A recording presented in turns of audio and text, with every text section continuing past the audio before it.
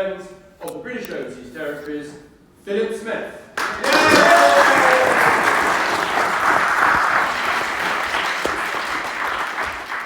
Good evening, ladies and gentlemen, members of Parliament and Lords, and most importantly, our Chagosian friends. It's lovely to see you all gathered in the mother of Parliament tonight. Tonight, ladies and gentlemen, FOTBOT's campaign to kill the button deal continues. We come together not only to reflect on the blatant sellout of the Chagosian community by the current UK government, but to forge a path forward.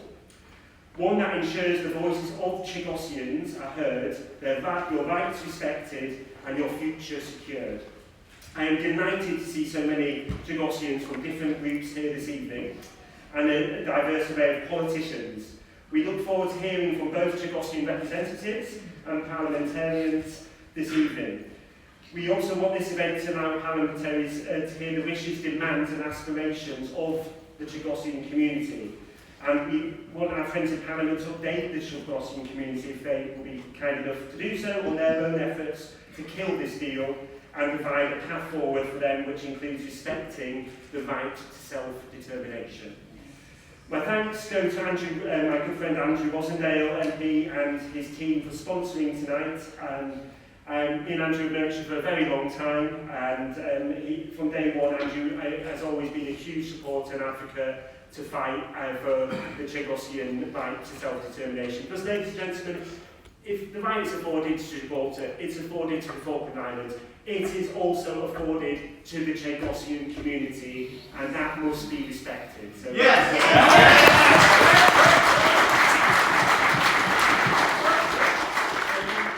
It's wonderful to thank you to all our friends, and particularly, if I may say to you, we have some wonderful speakers that you'll hear from shortly. We have our parliamentary advisors, Lord Bellingham, Lord Foster here as well. Baroness Foster, sorry, mixing up there. And of course, we have a good friend who knows Crawley extremely well, and we're going to welcome you back to Parliament, Henry. So my thanks for everyone being here, but without further ado, I would now like to welcome the Shadow Foreign Secretary and a good friend as well of the charity, Right Honourable Priti Patel.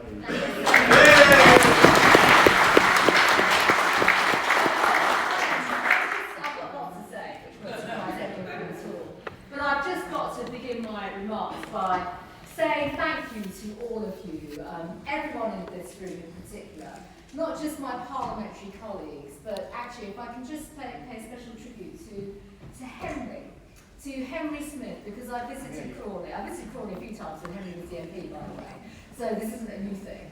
But I came recently, just before Christmas, and we owe Henry a huge amount of gratitude for his tireless work as, for over a decade being an assiduous constituency MP and the representations he made for you.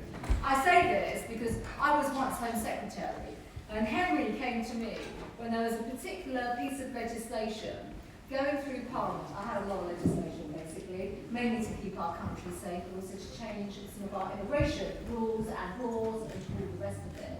And we spent a lot of time together working to reflect upon some of the historic wrongs that have taken place, but also respecting your rights and representation. So Henry in particular was absolutely there for you.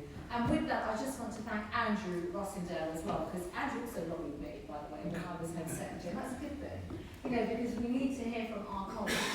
And they did a great job on your behalf. And obviously, the organisation, Friends of British Overseas Territory, are members, so I can say this as well, so we all subscribe. The work that they have done to be your voice, to champion your voice, respect your interests. Yes. And respect is it's a powerful word, and it's an important word in the context of what we are here to discuss this evening, which is the awful proposal of this awful Labour government. But also alongside the way in which views, representation, and respect of your community, if I may say so, has almost just been put over here by this government. And, I came to Crawley, as I said, just before Christmas. I want to thank those of you that were there, people from the community that came out. We had, let me just say this to you, you won't be surprised by this, we had a passionate discussion, really quite an emotive discussion, covering rights, respect, welfare. Basic things such as welfare, the support you receive and the support you have not received in our country, but also there is something about recognition. And that is something, if I may say so, your parliamentary colleagues have been championing for so long. They've been your strongest advocates, they really have. So it's a personal pleasure and privilege to be amongst you tonight. Also for your conviction. You know, you only move things when you have that conviction and when you speak with one voice as well. And that's effectively what has been going on. So now let's fast forward to where we are in this great parliament. Some of us, a few of us, James in particular, Henry in the other end of the House of Lords, Arlene, Andrew and I, we have quite a strongly voiced team, I think it's fair to say. We're not shrinking violets. We don't hold back in our views. Andrew's introduction was absolutely spot on, it really was. He spoke with that passion. So what have we got? We've got a Labour government. Now, I could stand here and, pull them apart over the next few minutes and, that's not going to achieve a lot. You will appreciate my standing point and my comfort on this. What I want to know is, what have they been doing? Why have they been behaving in this awful, untransparent way in which they have? Why have they shown disrespect and disregard for your community? All of which is totally unacceptable. And there are just so many issues now at stake. Andrew's touched on them already. There's no question about that. But I tell you, I was a few minutes late coming here because I had a very important telephone conversation with people that actually are equally as interested in everything that is going on and what this awful government is doing. And guess what? I'm a former Home Secretary. So guess what they raised with me? Security concerns. Why is Labour in collusion with the government of Mauritius over some secret deals? Why are they so close to China? And unfortunately, I've been given so much information on this closeness to China, which I think should alarm us all. What we read in the public domain, I can tell you now, is a little bit of window dressing. There is so much more that is deep-rooted. Some of you will also know, there are lots of issues around, dare I say, collusion, the efficacy of the people in charge, why they've been behaving in that type of way. But we have a fundamental problem here, which is this government. They are proposing to give Chagos Islands away. And you know what? They also want us to pay for the privilege of that as well, which is absolutely outrageous. They can't answer basic questions. They say it's a great deal. If it's such a good deal, why are they being so secret about it? That in its own right is totally unacceptable.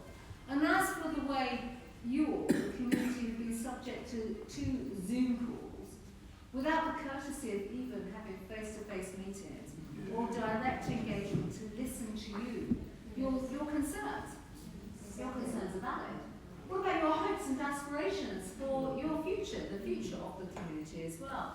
These are the types of issues we are championing and we are not letting go of. And that is why we stopped in this parliament. We were able to hold the government to account and stop them from trying to sign away the Chagos Islands before Christmas. They thought they could get it done, by the way. They're so arrogant, they're complicit, we know, but the arrogance that has gone with that complicity is absolutely astonishing, it really is. So it is parliamentarians in this House and the House of Lords that stopped that from proceeding. So fast forward to where we are now. So a week ago, last Monday, a new president was inaugurated in Washington, 47th president of the United States. You've heard of him, President Trump. Now, we are hearing all sorts of things. I was over there in the States. Honestly, every single day, there are new news reports, new news stories, people raising their concerns. I don't want to put too much of a fine point on this, but the Foreign Secretary, David Lammy, you may have heard of him. David Lammy had a telephone conversation a few days ago with the incoming Secretary of State. So the equivalent of Foreign Secretary of America, Marco Rubio. They do something called, they do a readout where they sort of say warm words about each other. There was no mention of this issue, Chagos Islands, at all in that readout. A day later, everyone's writing that there was. They had a discussion about it, and in fact David Lammy got the hairdryer treatment over this secret deal and what on earth has been going on. So we are here relentlessly making the case to stop this. And we'll put another UQ in today, we'll do another one tomorrow. We keep on fighting the cause and we will continue to put pressure on this dreadful Labour government. I want to make a couple of other points as well, because James will also speak in a minute. So this government has lots of questions to answer. They're being very secretive. They're not being transparent. They've not had the proper dialogue and conversation with all of you. That is self-evident. They're asking the British taxpayer to potentially fork out billions upon billions. Those billions could have gone elsewhere. We've got economic problems in this country as well, which you all know about. But they could have gone into some of those issues that were raised with me when I visited the community in Crawley. The future of the community, welfare, rights, all these types of issues. And this is where and why they need to be held to account. They really do. I come back to the other points that I made about China, the infrastructure. We live in an unstable world, and James will talk about this as well. James and I, for good and bad reasons, we've had the privilege of serving in government, and we have seen some of the terrible acts that take place, some of the state actors that behave in such a dreadful way. We know the risks, so why should we open ourselves up and everyone up to those types of risks as well?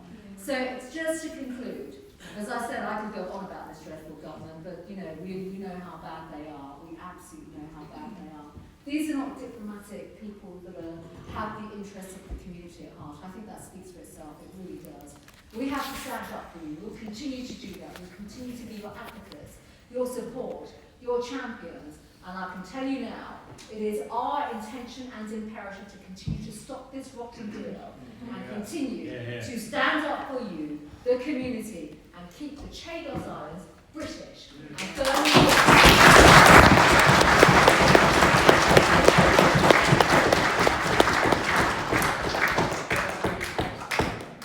Thank you very much for doing that, and without further ado, though, I'd like to invite the Shadow Defence Secretary, James Patrick, to say a few words. Over to you, James.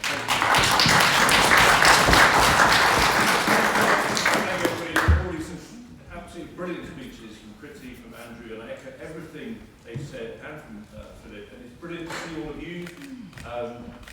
I'm pretty gutted to hear that you haven't had an in-person discussion with the government. I think that's deeply wrong. There's no pandemic. It's wonderful that you've got an in-person discussion with us, and we're here to. But most important tonight is to hear from you and to understand your concerns and make you feel that you've got a voice.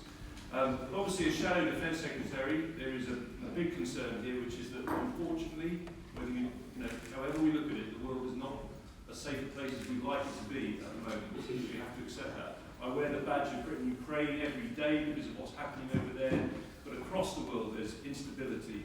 And I put it to you that the world will not be a safer place if we give up sovereignty of the Chagos Islands. Right. We own the Diego Garcia military base as a freeholder, and someone seems to think it's a good deal to rent it back for £9 billion. Our great Chancellor, Rachel Reeves, has actually she set up this body called the Office for Value for Money. Now, I've just had Priti was saying we're asking lots of questions. I asked if the Office of Value for Money will be investigating the Chagos deal and the proposition. And no, it's not been referred to them. So obviously think it's value for money to lease back something that you already own. If you own a house outright, I doubt you volunteer to pay rent on it to someone else. But that is the nature of the deal we have. So what are we doing to stop it? Well, actually we have achieved something so far because, as Priti said, we have tabled UQs, that's urgent question. This is early in the morning, we send it to the Speaker, we want to have a question in Parliament about Chagos, and we've had several granted, lots of written questions, and we've had lots of debates, and Andrew's been brilliant in raising this. And we were repeatedly saying to the government, are you really going to try and rush through this deal before President Trump takes office? What an insult to his democratic mandate to do that. But no, we had a written answer saying the aim is to do this quickly. And of course, as you've seen, they've backed down. So they have actually partially U-turned because they've waited now for President Trump and to see what he says. And let's hope he's got another executive order ready, is all I can say. But I think that's what we want to see. We want to see a full U-turn because this is bad economically for our country. It's bad militarily for the United Kingdom and our greatest ally, the United States. But above all, it's bad for you. And I think we're all united. As Priti said, we want the Chagos to stay British. We want to remain as the freeholder, to provide the security that that represents, not paying out a ridiculous amount of money when we already own it, and frankly adding to the security of the world instead of undermining it. So we're with you and we support you.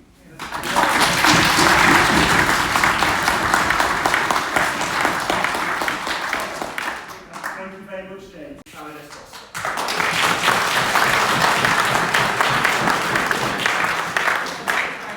I'm very much looking forward to talking about you and bringing your voice to the Falkland Islands. What a privilege that is for me to do that. And can I say, it's wonderful to be here with so many parliamentary colleagues, but my goodness, thank you to Bernadette and thank you to Nisley. That's what we're here for. Yeah.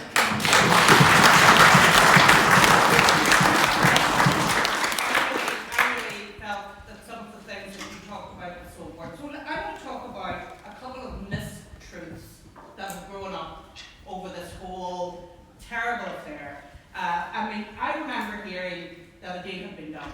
Where were we? On recess. On recess.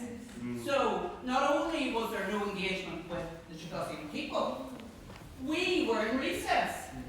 And so we did not have the opportunity to challenge what was going on.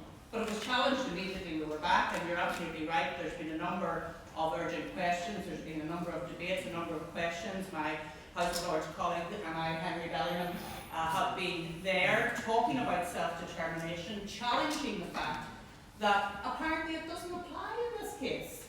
And that's what was said to me. Do you remember that, Henry?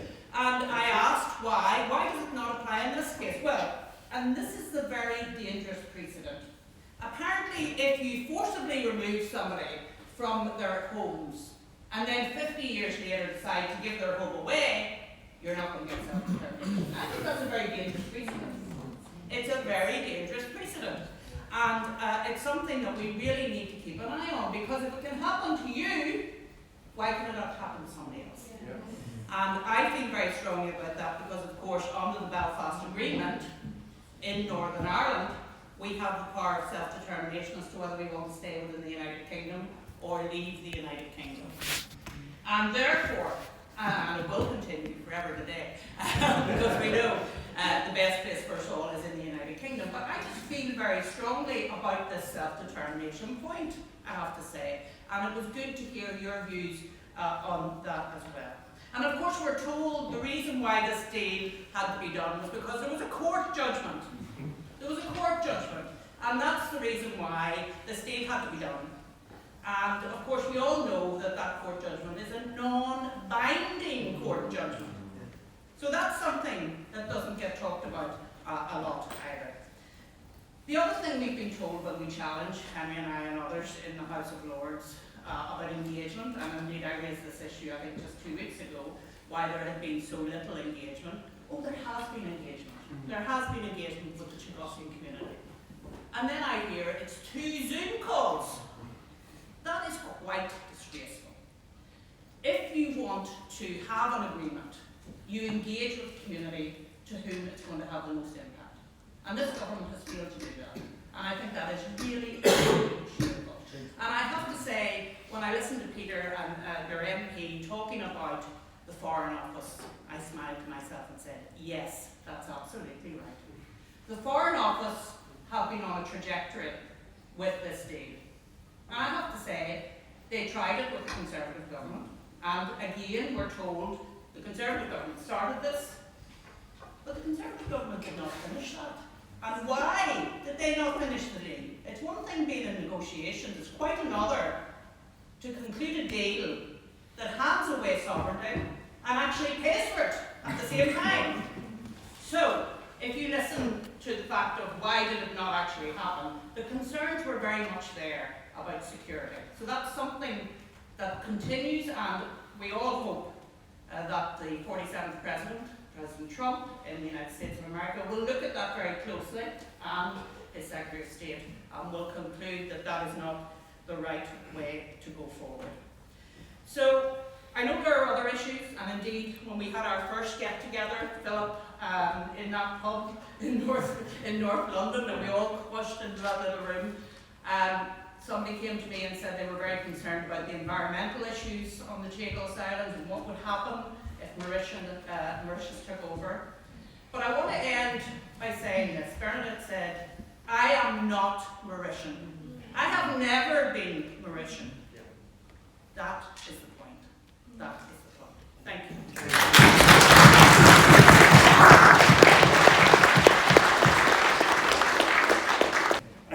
Next, I would now like to hear from somebody I think you'll all be aware of, and he's fought passionately over the years. We've both spoken about him pretty, but can we warm welcome to Henry Smith.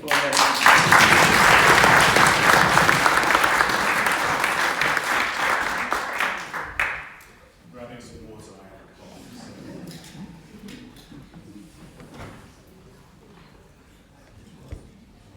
Good evening. Bonsoir. Bonsoir. It's a little bit surreal being here this evening. The last time I made a speech in Parliament was last May, and not many things will get me back here since I stepped down from Parliament to campaign on.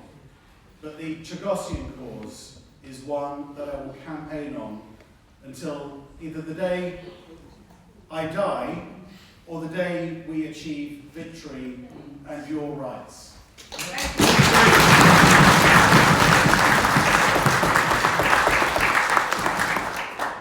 It's also a little bit surreal following my successor, Peter Lamb, as the new Member of Parliament for Crawley. Over the years, Peter and I have disagreed on a range of issues, but there are a few things we have vehemently agreed on, and this most certainly is one of them. And he's absolutely right to say that it should be your right of self-determination that is paramount. The negotiations that we have seen haven't been negotiation, they've been capitulation. As has been eloquently said so far by Priti, the Shadow Foreign Secretary, that we currently have the freehold and own the Chagos archipelago and Diego Garcia, where the military base is. It is completely illogical to give something away that you possess and then have to pay £9 million back just to use it. And I'm reminded of another deal that was done on a former British overseas territory, and that of Hong Kong. We've been given many assurances that this is a 99-year deal. I've heard that one before, and look what has happened to the human rights of people in Hong Kong. There are four principal reasons why it is important that British sovereignty remains over the Chagos archipelago. The first of those is your right of self-determination. And if you choose not to be British, a British territory, that is your right as well. And I pay tribute to you for all the wrongs that this country has done over the last 60 years to the Chagos Islanders. Still, to remain loyal to this country and want to be a British overseas territory into the future is something that I find incredibly humbling, and was one of the things that when I represented you as the previous Member of Parliament for the last 14 years, and prior to that as Leader of West Sussex County Council for the 7 years previously. It is something that I have found incredibly warming and heartening to know. You should have a right of self-determination. Because as Arlene has said, there's a very dangerous precedent here for the other British overseas territories. Gibraltar, the Falklands, Cayman Islands, Bermuda, all the other British overseas territories that remain. If your rights can be trampled on and overridden, well, so can the rights of any of those British overseas territory citizens. The second reason why this is a bad deal is because of the security implications. We live in a very dangerous and uncertain world. When the military base on Diego Garcia was first established, it was the height of the Cold War and uncertainty in the Middle East. Well, guess what? We're back into a Cold War and the height of uncertainty in the Middle East. Their strategic and security importance today is as important, if not more so, than it was before. And we have an expansionist China, actually backed by Iran as well, who there's evidence that they're getting involved in the Chagos issue too. And if we leave a vacuum, you can be sure that vacuum will be filled by enemies of the democracies of this world. And that is something that we cannot abide by. There's also been briefly mentioned the environmental risks of ceding sovereignty to Mauritius over the Chagos Islands. In 2009, a marine protected area was established with some controversy, but it has since formed some of the most significant area of protection, an area I think almost the size, I think it's about 250,000 square miles of protected ocean, almost pristine ocean that has been protected. Mauritius has a very bad track record when it comes to environmental protection. There was a couple of years ago a Japanese oil tanker that ran aground on a reef just off Mauritius, and it took about 6 months to finally get around to cleaning that up. So there is a serious environmental concern here. So whether it's self-determination, whether it's the precedent that it sets for other overseas territories, whether it is the security vacuum that it would create, or whether it is the environment, this is a spectacularly bad deal. But there is hope. There's hope in your spirit, which I've always seen, and as I say, is the reason why I'm back here this evening. It was always a privilege working with you when I was an elected representative responsible for your well-being. There is an opportunity with the new Trump administration, as has been said. I have been speaking with a lobby group in Washington over the last few weeks, and we're hoping to put together a campaign to make sure that this is very much a priority of the new administration in the White House, to make sure that your rights and the security interests of the Western democracies are adhered to and are protected. So thank you for all of your efforts. Thank you for the t-shirts. Very happy. I wasn't going to put it on in front of you in case there was the design limits might be stretched quite literally if I try to put it on in front of you.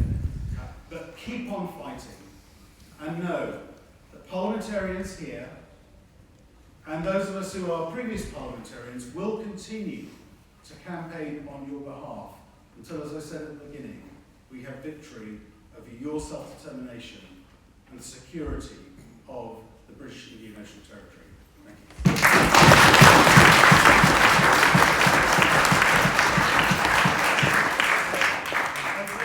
As you do this evening, whether Labour, Conservative, Unionist, this issue transcends, in our view, as the hosting charity this evening, of party politics, and because we are all united in wanting the Chagosians yourselves to have the ultimate voice. And are you? Sorry, views. Okay, well, no, I just want to say thank you again, though, if you can do that. But I do now want to welcome our next speaker from the Reform Party. Richard would like to say a few words. So if you're more welcome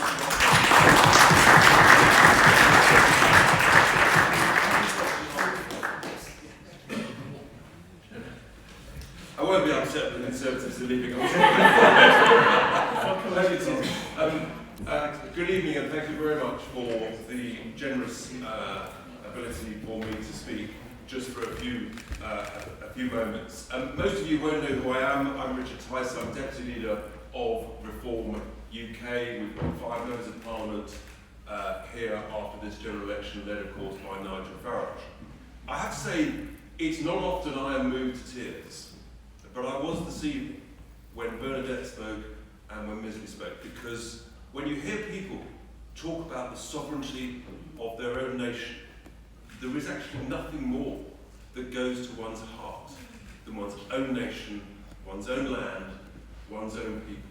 And that was truly moving, and thank you for that. It's a great privilege to be with you and to hear the passion of what you have suffered and endured, and the wrongs that have been brought upon you by the British government over many years. I'm then struck by the most extraordinary hypocrisy of what is going on at the moment, because when we look at the history, and I'm relatively new to this debate, but the fact that in 2006 a Labour government fought in the courts to prevent Chagosians from the right to return, lost in the High Court.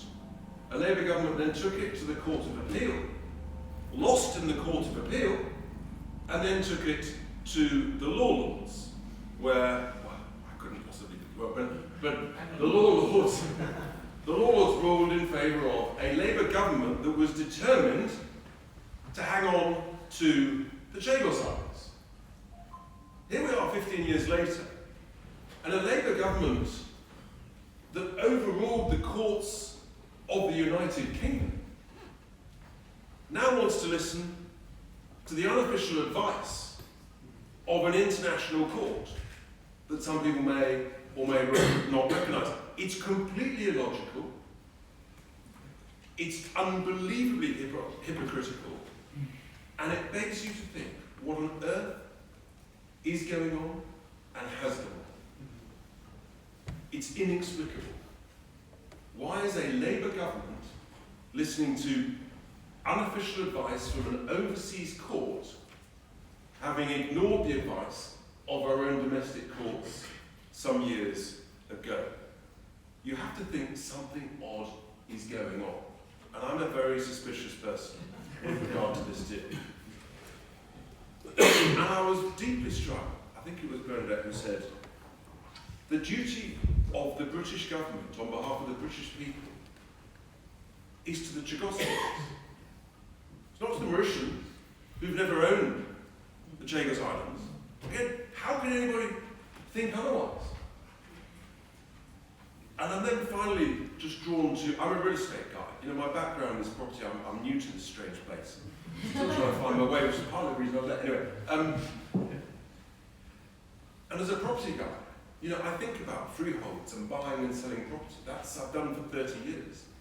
I have to tell you, it's a sort of subset of the sovereignty issue which is paramount. But this is literally the worst property deal I've ever heard of in my 60 years of life on this earth.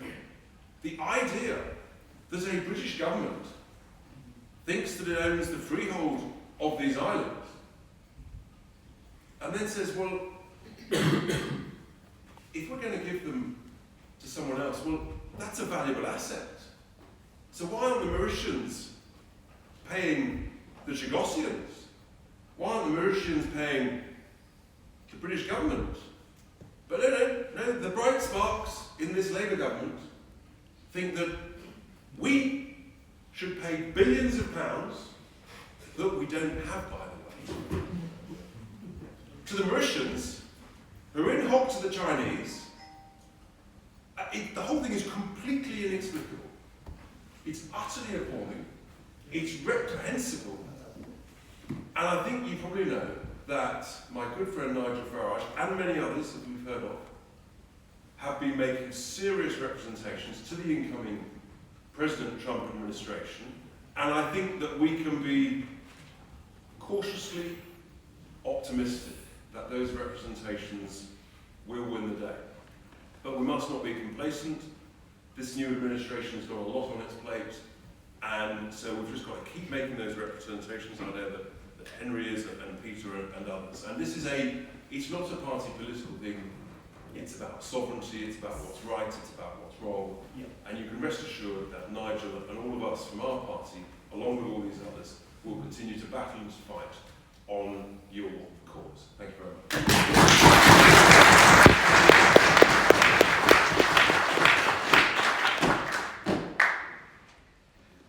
Speech has been made already. We had a UQ in the Lords on Thursday, which I tabled and was selected. And we just really made 4 key points. First of all, the Chagosian people have been completely forgotten in this equation. and I agree absolutely in what's been said so far. It's a complete disgrace.